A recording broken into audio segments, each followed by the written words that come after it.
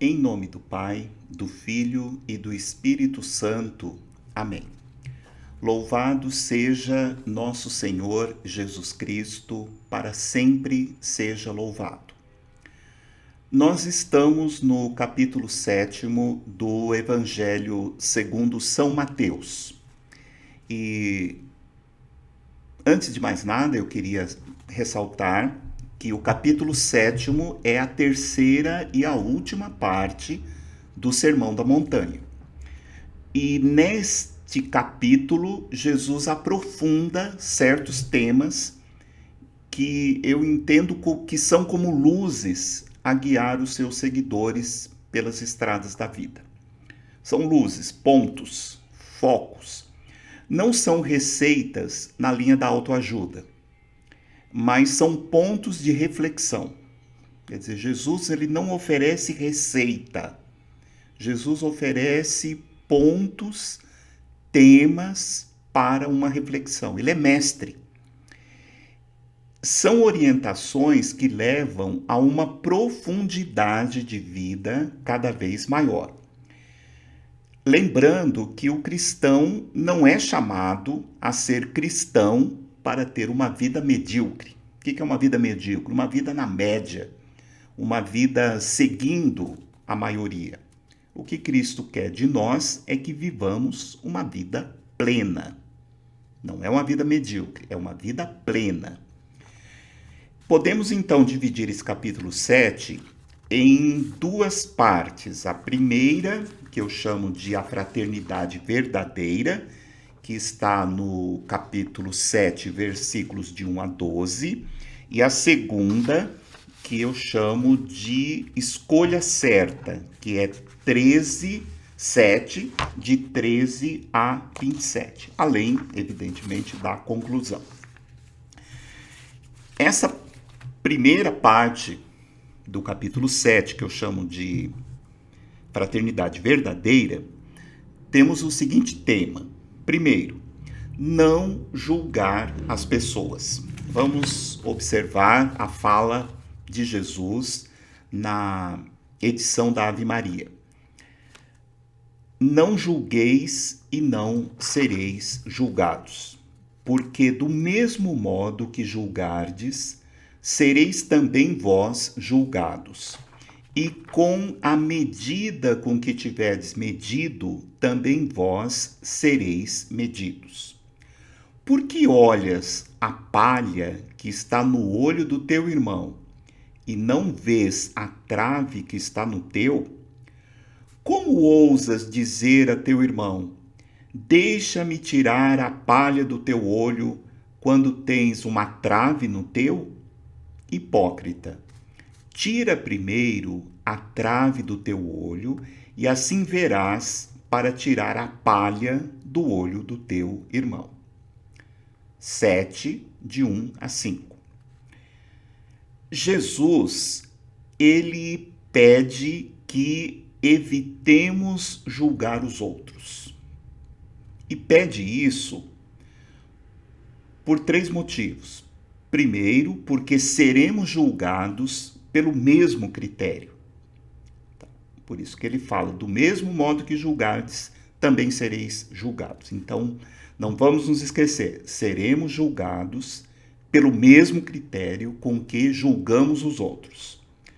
Segundo, porque não temos condições de avaliar objetivamente uma pessoa. Na verdade, nós não temos condições de avaliar objetivamente nem a nossa própria pessoa, quanto mais a pessoa do outro. E em terceiro, porque somos irmãos e irmãs uns dos outros. Isso não quer dizer que precisamos ou que devemos justificar os atos negativos das pessoas.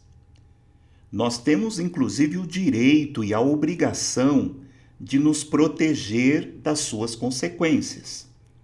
Mas as pessoas são sempre maiores do que os seus atos. Eu vou repetir.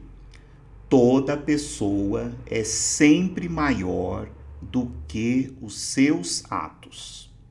Com isso, o que Jesus está pedindo é que evitemos ao máximo julgar os outros. Quando eu falo evitar ao máximo, é porque nós estamos no Sermão da Montanha e o Sermão da Montanha é um ideal, não é uma lei. É óbvio que não temos como sempre na nossa vida não julgar as pessoas. Mas aqui o exemplo que Jesus usa parece que tem uma nuance que a gente devia prestar bem atenção. Porque o que Jesus pede mesmo, ou o que Jesus proíbe mesmo, é o julgamento hipócrita.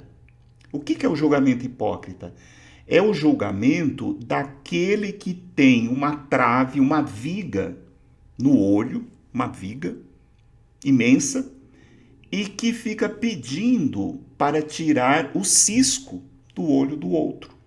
Então, por isso que Jesus fala hipócrita, falso.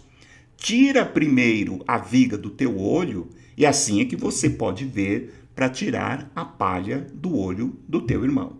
Então, me parece que aqui não está proibindo propriamente o julgamento das pessoas. O que Jesus proíbe é esse julgamento falso, é esse julgamento hipócrita. E o que ele pede é também que evitemos julgar as pessoas. Que quando a gente sentir que a pessoa tem um ato ou pratica uma ação que nos prejudica, é claro que devemos nos precaver, nos proteger das consequências da ação negativa de uma pessoa. Mas nunca identificar a pessoa com as suas ações negativas e nem positivas. Por isso que Jesus não gostava que nem chamasse de bom e nem de mal. Né?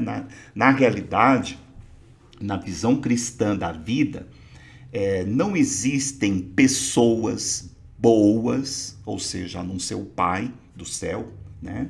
Não existe pessoa plenamente boa e não existe pessoa plenamente má. Né? Que nós temos que ver as ações das pessoas e nos proteger das más ações das pessoas, mas nunca identificar, julgar uma pessoa pelas suas ações, inclusive pelas ações más. Segundo ensinamento de Jesus, não fazer o contrário do que se pretende. Vamos recordar a fala de Jesus. Não lanceis aos cães as coisas santas, não atireis aos porcos as vossas pérolas, para que não as calquem com seus pés e, voltando-se contra vós, vos despedacem. Aqui nós estamos no versículo 6. Os cães e os porcos querem mesmo comer. Assim sendo, não teria sentido oferecer aos cães os alimentos consagrados no culto, no templo, pois os mesmos, os cães, não iriam se alimentar deles com o devido respeito. Tá? Por isso que Jesus fala, não deis aos cães, não atireis aos cães as coisas santas. Não teria sentido. O mesmo raciocínio vale para os porcos. Eles não querem comer pérolas, o que eles querem é comer os alimentos verdadeiros. Então, a sentença está querendo dizer para os discípulos que eles não devem e não podem falar de coisas santas a pessoas que não têm as mínimas condições de acolher tal mensagem. Muito menos deve oferecer a pessoas despreparadas todas as riquezas da fé. A evangelização, ela supõe ajudar as pessoas a terem estas condições mínimas, correto? Pessoas que não têm condições mínimas, então a evangelização está aí exatamente para isso. Agora, a pessoa não tendo condições mínimas e os seguidores de Jesus oferecer a elas algo que elas não têm condições, isso seria querer algo e ao mesmo tempo conseguir o contrário do que a gente está querendo, né? Temos que lembrar também que tem pessoas que se recusam a receber a mensagem cristã. Então não tem sentido, né? Não tem sentido você levar algo. Imagina um ministro da Eucaristia que vai visitar um doente, que vai levar a comunhão, e ali tem pessoas que nem sabem o que estão recebendo, e você vai oferecer a Eucaristia para esta pessoa que não está preparada, né? Então o efeito é o contrário. A pessoa vai desrespeitar o sacramento da Eucaristia e vai ficar pior, né? Então é isso que Jesus alerta. Tudo tem que ter o seu momento e na sua dosagem certa. Por isso que eu chamo não fazer o contrário do que se pretende. É preciso tomar esse cuidado. Depois, a respeito da oração. Ouçamos do versículo 7 a 11. Pedi e se vos dará. Buscai e achareis. Batei e vos será aberto. Porque todo aquele que pede recebe, quem busca acha, a quem bate abrir-se-á. Quem dentre vós dará uma pedra a seu filho, se este lhe pedir pão? E se lhe pedir um peixe, dá-lhe-á uma serpente? Se vós, pois, que sois maus, sabeis dar coisas boas a vossos filhos, quanto mais o vosso Pai Celeste dará coisas boas aos que lhe pedirem. Então aqui a oração, Jesus fala a respeito da oração, do poder da oração, da eficácia da oração, e usa uma comparação familiar. Se o filho pede alimento para viver, que alimento? O pão, o peixe. O pai vai lhe dar o contrário do que ele precisa? Pedra ou serpente? Essa é a comparação. O filho está pedindo ao pai aquilo que é certo, aquilo que é correto, aquilo que realmente ele precisa para viver. E é isso que Jesus fala. O pai vai lhe conceder o contrário. Então, nisso nós temos que entender que a oração de petição, de pedir a Deus, é sim aconselhada por Jesus. E muito aconselhada por Jesus. Mas precisamos ficar atentos a um detalhe. Será que nós estamos pedindo o que é certo, o que é correto? Essa é a questão, né? Depois, a regra de ouro, no versículo 12. Tudo o que quereis que os homens vos façam, fazei-o vós a eles. Esta é a lei e os profetas. Desde o século XVIII, esta sentença, essa fórmula de Jesus, é conhecida como a regra de ouro. No tempo de Jesus, tal regra de ouro, era utilizada por outros. Mas ela não era propriamente uma regra de ouro, talvez uma regra de prata. O mestre Léo, por exemplo, assim ensinou a um recém-convertido, ao judaísmo, evidentemente. Não faças a outros o que não queres que te façam. Esta é toda a Torá, a lei do Antigo Testamento, e o resto é comentário. Então veja o conselho do mestre Hillel, o rabino judeu.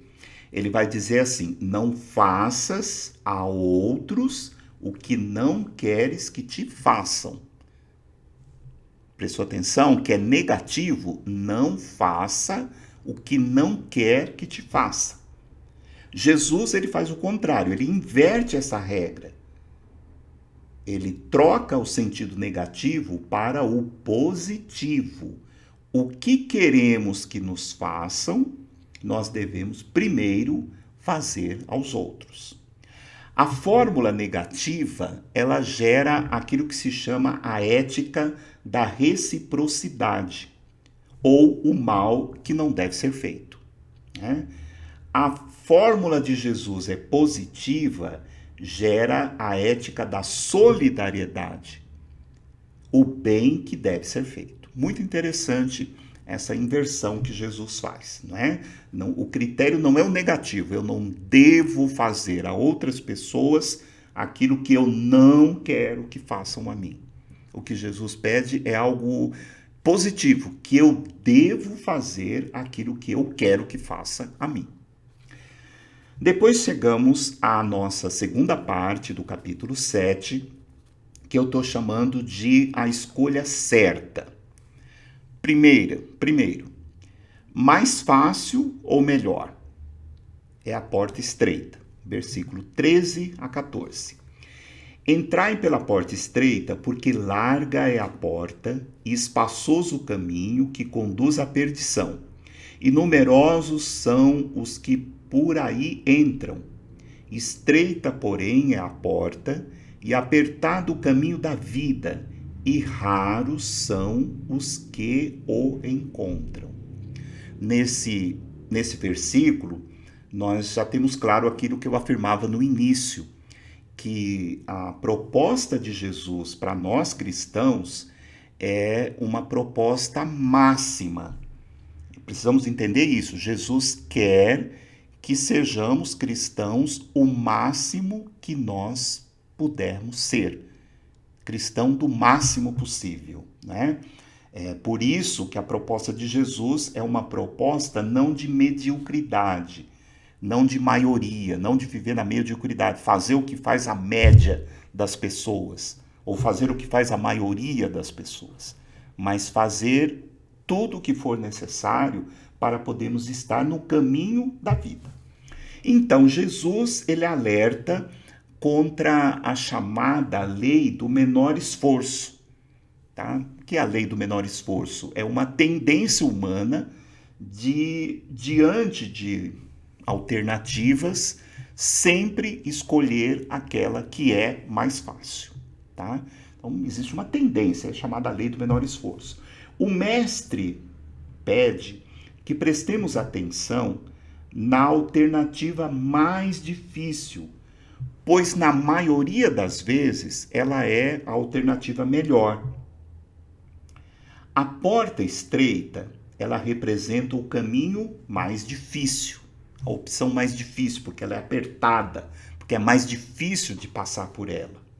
A porta larga, ela representa o caminho mais fácil, porque é fácil passar por ela, né?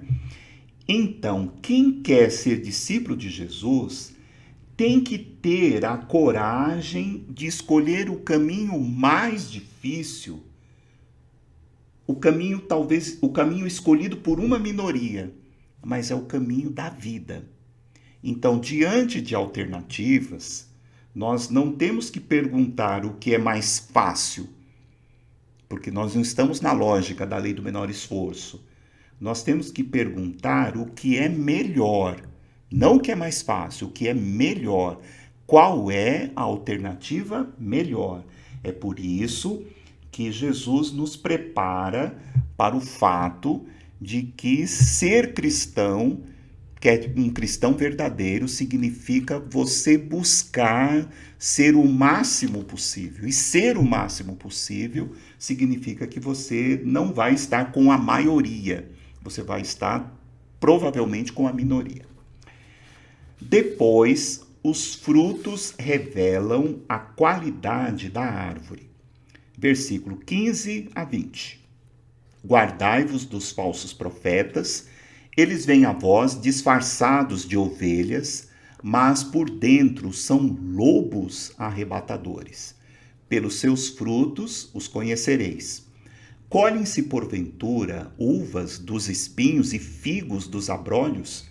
Toda árvore boa dá bons frutos, toda árvore má dá maus frutos. Uma árvore boa não pode dar maus frutos, nem uma árvore má bons frutos. Toda árvore que não der bons frutos será cortada e lançada ao fogo.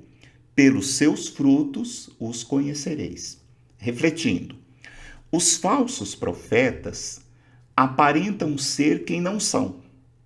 Na realidade, eles fingem ser o que não são, ovelhas, com o objetivo de usar das pessoas, Por isso que Jesus chama de lobos, para os seus interesses particulares, tá?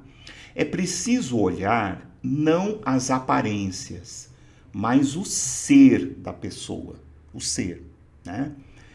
E só poderemos entender um pouco o ser das pessoas observando os frutos, a postura de vida, as atitudes. Frutos bons revelam que a árvore é boa. Frutos bons revelam pessoas boas. Aqui o que Jesus está pedindo é que nós olhemos não as aparências, mas olhemos o conjunto da obra. Quer dizer, os frutos que uma pessoa produz. Se a maioria desses frutos for algo bom, é porque o ser da pessoa está ligado ao bem. Se a maioria dos frutos que essa pessoa produz é má, então significa que o ser da pessoa está orientado para o mal. Então, não olhar o que a pessoa aparenta ser, não olhar o que a pessoa diz, como ela se comporta momentaneamente, mas aquilo que a gente chama de o conjunto da obra, né? O conjunto das ações. E no momento que nós fazemos o nosso exame de consciência, nós devíamos prestar atenção nesse detalhe. Quer dizer, não ficar simplesmente olhando atos isolados que nós fazemos, mas a partir da soma dos atos que nós praticamos, observar se eles estão revelando que o nosso ser está voltado para o bem ou se está voltado para o mal. É uma tarefa interessante no exame de consciência. E aqui você já também observa que pode parecer até contraditório, porque Jesus falou antes, não julgueis, não sereis julgados. Aqui ele fala, guardai-vos dos falsos profetas. Então você já observa que existe algum tipo de julgamento, né?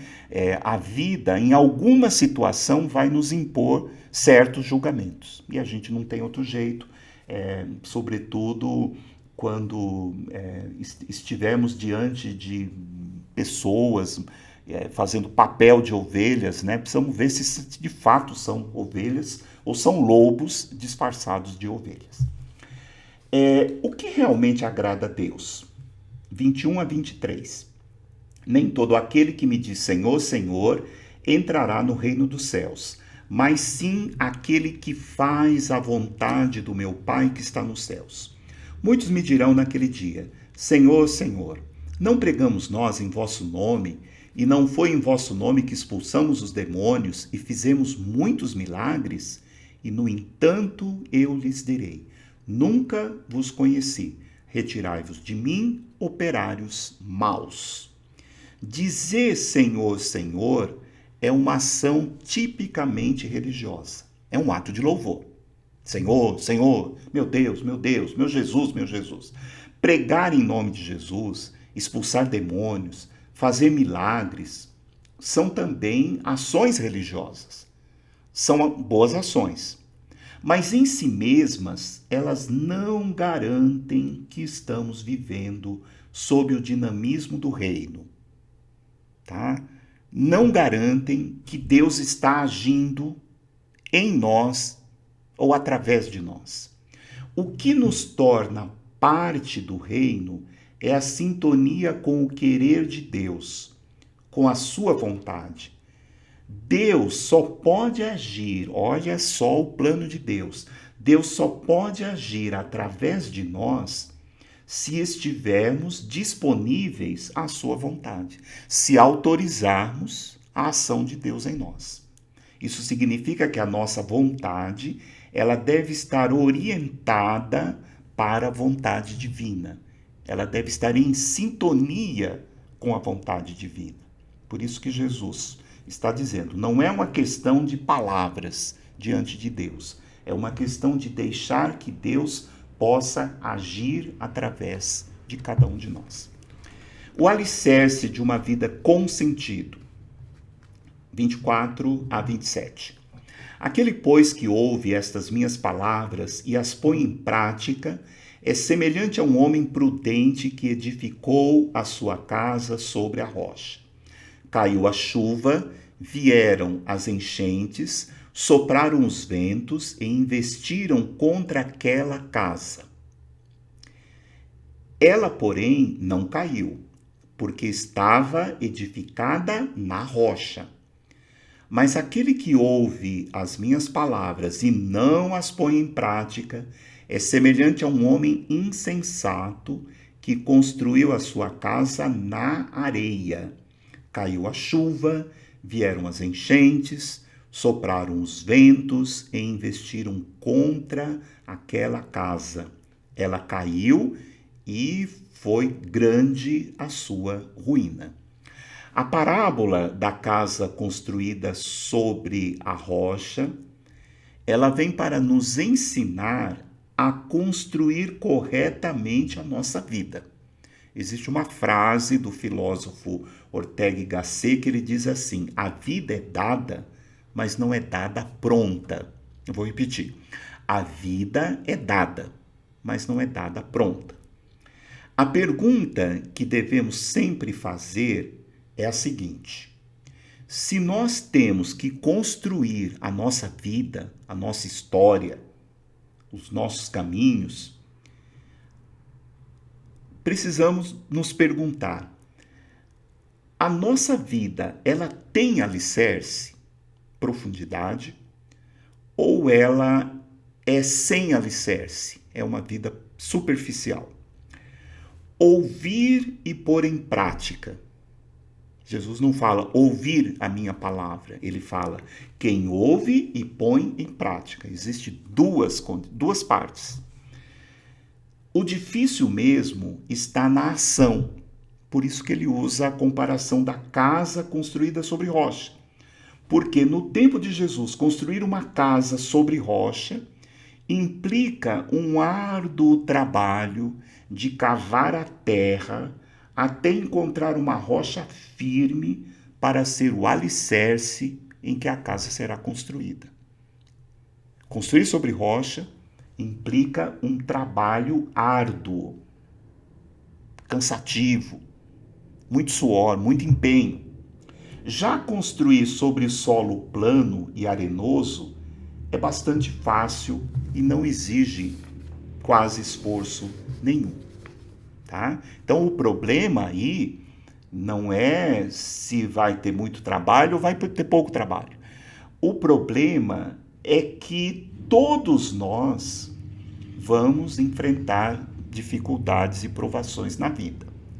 O exemplo que Jesus coloca se dá para todos. A chuva, as enchentes e os ventos atingem ambos os tipos de casas.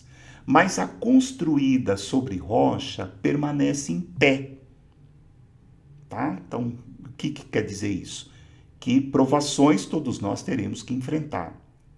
Mas como não cair nas provações? A resposta de Jesus: colocando em prática a sua palavra. A palavra de Jesus é para ser transformada em vida. Finalmente, a conclusão do discurso. Versículo de 28 a 29. Quando Jesus terminou o discurso, a multidão ficou impressionada com a sua doutrina.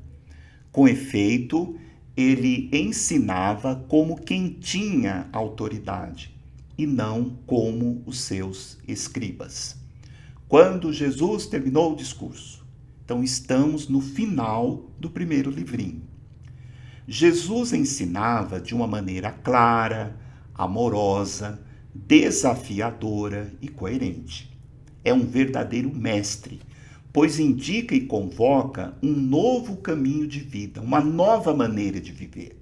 O cristianismo não é outra coisa senão um modo de viver, uma maneira nova, diferente de viver.